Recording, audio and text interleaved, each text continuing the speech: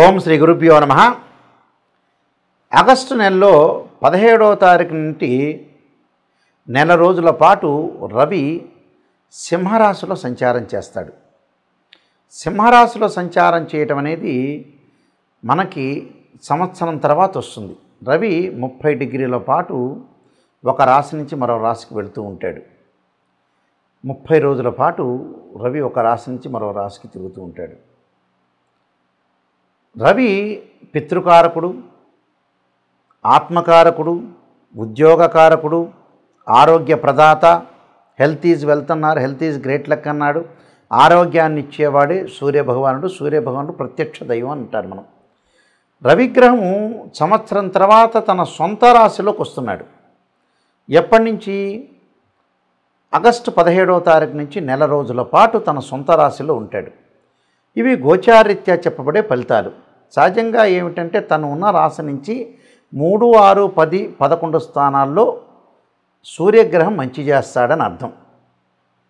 అలానే మనం బర్త్ చార్ట్ను కూడా చూసుకోవాలి. సూర్యుడు ఎక్కడున్నాడని. ఇవన్నీ కూడా గోచారీత్యా చెప్పబడే ఫలితాలే. కానీ సూర్యుడు సంబంధించింది సూర్య మహర్దశ, రవి మహర్దశ జరుగుతున్నాడా, రవి నీచ స్థానంలో ఉన్నాడా, మన జన్మజాతకంలో ఉచ్చ స్థానంలో ఉన్నాడా, రవి ఎక్కడున్నాడు, రవి సొంత రాశికి వచ్చినప్పుడు ఏ రాశుల వాళ్ళకి ఏ విధంగా ఉందో మనం తెలుసుకోవాలి. ఎందుకంటే నెల రోజుల పాటు సింహరాశిలో సంచారం చేస్తారు. అంటే ఆగస్టు 17వ తారీఖున మన ప్రారంభమై నెల రోజుల పాటు రవి సంచారం చేస్తాడు. ఈ సంచారం వల్ల ఎలాంటి ఫలితాలు ఉంటాయి, ఆరోగ్యపరంగా ఏ విధంగా ఉంటుంది? అదృష్టాన్ని ఇచ్చే గ్రహం ఏమిటంటే సూర్యభగవానుడే. ఈ సూర్యభగవానుడు ఏ స్థానాల్లో ఉంటే సుఫలితాన్ని ఇస్తాడు? ఈ గోచారాన్ని మనం పుట్టినప్పుడు ఉండే బర్త్ చార్ట్ని క్లబ్ చేసుకోవాలి. అంటే అక్కడ రవి మహర్దశ బాగా కలిసి వస్తుందా లేదా, ఇక్కడ గోచార రవి ఎలా ఉన్నాడు అంటే గోచార రవిని అక్కడ జన్మజాతకంలో రవి ఏ స్థానంలో ఉన్నాడు, ఏమన్నా మహర్దశ జరుగుతుందా అనేది అనాలిసిస్ చేసుకొని మనం ముందుకు వెళ్తే రవి కలిసి వస్తాడా లేదా అనేది మనం తెలుసుకునే అవకాశం అనేది ఖచ్చితంగా ఉంటుంది. తులారాశి వాళ్ళకి రవి సంచారం వల్ల ఏ విధమైన ఫలితాలు ఉంటాయి గోచారరీత్యా మనం చూసుకునేటట్లయితే, తులారాశి వాళ్ళకి ముఖ్యంగా లాభస్థానంలో రవి యొక్క సంచారం వల్ల అనుకూలమైన ఫలితాలు జరుగుతాయి. ఇవన్నీ కూడా గోచారరీత్యా చెప్పబడే ఫలితాలే కానీ వారి యొక్క జన్మజాతకాన్ని అనుసరించే ఫలితాలు కావు. గోచారం అంటే ఏంటంటే 20% సపోర్ట్ అని అర్థం. జన్మజాతకాన్ని మీరు అనాలిసిస్ చేసుకుని విశ్లేషణ చేస్తే మనకి నిజంగా ఉండే రిజల్ట్స్ అనేవి బాగా ఎక్కువ వస్తాయి. కానీ గోచారం కూడా అవసరమే, 20% సపోర్ట్ ఉంటుందని అర్థం. ఈ తులారాశి వాళ్ళకి లాభస్థానంలో రవి యొక్క సంచారం వల్ల ఉద్యోగ భద్రత, ఉద్యోగం లేని నిరుద్యోగులకి ఉద్యోగ అవకాశాలు, అలానే ఆచార వ్యవహారాలు హోదాకి తగ్గినట్లుగా ఉండే అవకాశాలు ఉంటాయి. వాళ్ళు ఏదైతే ఆచారాన్ని పాటిస్తున్నారో, వాళ్ళ యొక్క పదవిని కాపాడుకుంటున్నారో, రాజకీయ నాయకుల దగ్గర నుంచి గవర్నమెంట్ ఆర్ ప్రైవేట్ సెక్టార్లో పనిచేస్తున్న వ్యక్తులు ఎవరైతే ఉంటారో వాళ్ళందరికీ కూడా వాళ్ళ ఉన్నతమైన పదవులకు రావటం, వాళ్ళ హోదాని వాళ్ళు కాపాడుకోవటం, వాళ్ళ యొక్క గౌరవ మర్యాదలు తగ్గకుండా ఉండే అవకాశాలు ఎక్కువ ఉంటాయి. ఆరోగ్యం అనేది గతం కంటే కూడా కొంత మెరుగైన ఫలితాలు ఇచ్చే అవకాశాలు ఎక్కువ ఉంటాయి. దైవ పుణ్య కార్యక్రమాల్లో పాల్గొనటం, తీర్థయాత్రలు, పుణ్యక్షేత్రాలు వెళ్ళే అవకాశాలు అంటే శుభ కార్యక్రమాలను నిర్వహణ చేసుకునే అవకాశాలు ఎక్కువ ఉంటాయి. అంటే ఒకళ్ళకి మరొకళ్ళు సపోర్ట్ చేసుకునే అవకాశాలు బాగా ఎక్కువగా ఉంటాయి. పెద్దల యొక్క ఆశీస్సులు పొందే అవకాశాలు ఉంటాయి. విందులు, వినోదాలు, ముష్టాన్న భోజనాలు చేసే అవకాశాలు ఎక్కువగా ఉంటాయి. వృత్తి, ఉద్యోగ, వ్యాపార రంగాల్లో అమితమైన గౌరవాలు పెరిగే అవకాశాలు ఎక్కువ ఉంటాయి. అంటే ఏదైతే వీళ్ళు ఉద్యోగము, వ్యాపారం చేస్తున్నారో దానిలో అమితమైన గౌరవ మర్యాదలు బాగా పెంచుకుంటారు. అలా పెంచుకోవటం వల్ల మంచి సుఫలితాలు జరిగే అవకాశాలు ఎక్కువ ఉంటాయి. అంటే give respect and take respect అంటారు. అంటే గౌరవ మర్యాదలకి లోటు లేకుండా ఉండే అవకాశాలు ఎక్కువగా ఉంటాయి.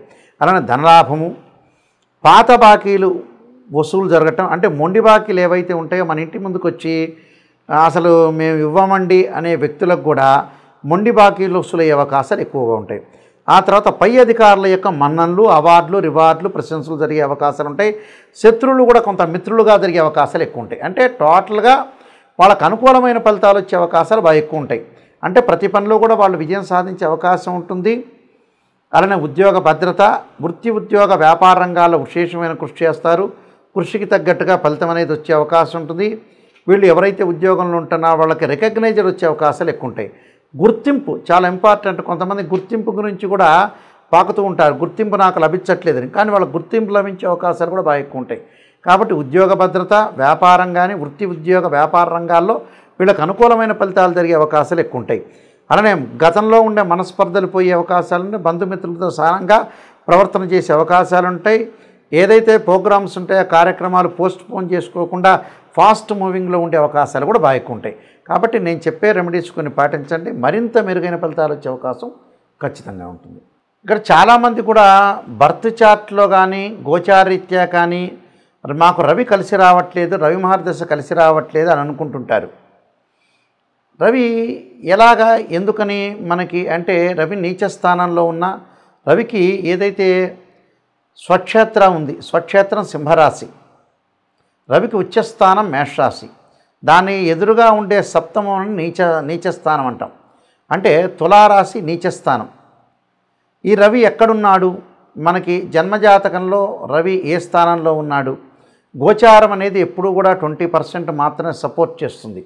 బర్త్ చార్ట్కి 80 మార్కులు పడితే గోచారానికి ఎప్పుడు కూడా 20% మార్కులే పడుతుంటాయి. పదే పదే నేను ప్రతి ఛానల్లో చెప్తూ ఉంటా. గోచారం అనేది ఏమిటి అంటే వాస్తవంగా ఏమిటంటే మనం ఎంత కృషి చేసినా కూడా ఆవగింజంత అదృష్టం ఉండాలంటారు. ఆ అదృష్టమే గోచారం. కృషి అంటే ఏమిటంటే జన్మజాతకం, బర్త్ చార్ట్. బర్త్ చార్ట్లో ఆ లగ్నం నుంచి రవి ఏ స్థానంలో ఉన్నాడు, రవి యోగకారకుడా కాదా, రవి మార్గదశ బాగా కలిసి వస్తుందా లేదా అనేది మనం చూడాలి. అంటే రాశిచక్రము, భావచక్రము, నవాంశము, చతుర్థాంశము, ద్రేకాణము, హోర, త్రింశాంశం అనే అలాగా 16 లగ్న కుండలు ఉంటాయి, డీ చార్ట్స్ అంటారు. అలానే దశలు, అంతర్దశలు చాలామంది కూడా ఇవన్నీ కూడా అనాలిసిస్ చేయకుండా ఏదో చెబుతుంటారు, మామూలుగా చెబుతుంటారు. అలా కుదరదు. ఎప్పుడు కూడా జాతకాన్ని పరిపూర్ణంగా కంప్లీట్గా అనాలిసిస్ చేసే జాతకాన్ని చెప్పాలి. ఇక్కడ ఈ రవి దోషం ఉంది అని అనుకో, ఉదాహరణ నీచ స్థానంలో ఉంటే ఉద్యోగ భంగాలు, ఉద్యోగపరంగా అనుకూలంగా లేకపోవడం జరుగుతుంటుంది. దానికి రెమెడీస్ ఏం చేయాలి? సూర్య నమస్కారాలు, సూర్య హోమము, ఆదిత్యాయుధే శాస్త్రమూర్తాయ ధీమహి తన్నో సూర్య ప్రచోదయాత్ అనే మంత్రాన్ని, అలానే గోధుమలు, ఎర్రని వస్త్రము, ఎర్రని పూలు దానం చేయటం, ఆదివారం రోజున ఉపవాసం ఉండటం, సూర్యభగవాను ఆరాధన చేయటం, అలానే మనకి ఆదిత్యుణ్ణి హోమం చేయటం. అంటే ప్రభాకరాయుధే దివాకరాయ ధీమహి తన్నో సూర్య ప్రచోదయాత్ అనే మంత్రాన్ని, ఆదిత్యాయుధే శాస్త్రమూర్తాయ ధీమహి తన్నో సూర్య ప్రచోదయాత్ అనే మంత్రాన్ని సూర్యుడికి సంబంధించిన అష్టకం చదువుకోవాలి, సూర్య నమస్కారాలు చేసుకోవాలి. అలానే ఓం సూర్యాయ స్వాహ, సూర్యగ్రహాయ ఇదన్నవమ అనే మంత్రాన్ని చదువుకోవాలి. ఓం ఆదిత్యాయ స్వాహ, ఆదిత్యాయ ఇదన్నవమ అనే మంత్రాన్ని హోమం చేసుకోవాలి. అంటే జిల్లేడు సమిధలతోటి హోమం చేయటం వల్ల మనకి అనుకూలంగా ఉండే అవకాశాలు ఖచ్చితంగా ఉంటాయి. కాబట్టి సూర్య నమస్కారాలు, సూర్యుడికి అర్ఘ్యం విడవటం, సూర్యోదయం కాకముందే లేవటము, మనకి సూర్య హోర ఉంటుంది, ఆ హోరలో మనం జపం చేయాలి. అంటే సూర్యగాయత్రి మంత్ర జపం ఉంటుంది. చక్కగా సూర్యుడిని అనుష్ఠానం చేయాలి. సూర్యుని చక్కగా భక్తి శ్రద్ధలతో కొలవటం వల్ల సూర్యుడి యొక్క అనుగ్రహం వల్ల మనకు ఆరోగ్యం బాగుంటుంది, ఉద్యోగం అనుకూలంగా ఉంటుంది, ఉద్యోగంలో ప్రమోషన్లు వస్తాయి. సూర్యుడి వల్ల చాలా శుభత్వాన్ని జరిగే అవకాశం ఉంటుంది. గతంలో పూర్వ రోజుల్లో మనకి సూర్యలైన్ అంటారు, సన్లైన్ అంటారు. అంటే సన్లైన్ ఎక్కడుందని చూసుకుంటుంటారు. మనం ఓల్డ్ సినిమాల్లోకి వెళ్ళామనుకోండి, ఎన్టీ రామారావు, అక్కినేని నాగేశ్వరరావు, కాంతారావు గారి ఈ పిక్చర్లోకి వెళితే రేలంగి వీళ్ళందరూ కూడా ఏం చేస్తారంటే సూర్యరేఖ లేకపోతే సూర్యుడి యొక్క రేఖను ఉండాలని అట్లకాడతోటి కాల్చి చేతుల మీద ఇలా పెట్టుకునేవాళ్ళు. ఓ రేలంగి సినిమాలో ఒకటి ఉంది.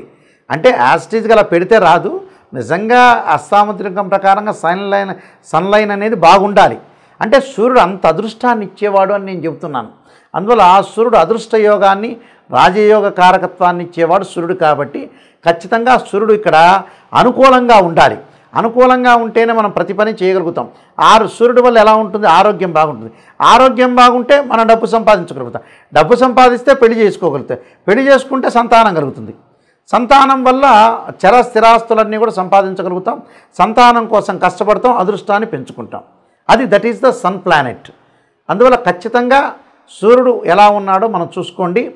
మీ అందరికీ కూడా సూర్యగ్రహం అనుకూలత ఉండాలని ఆశిస్తూ సర్వే జనా సుఖినో భవంతు.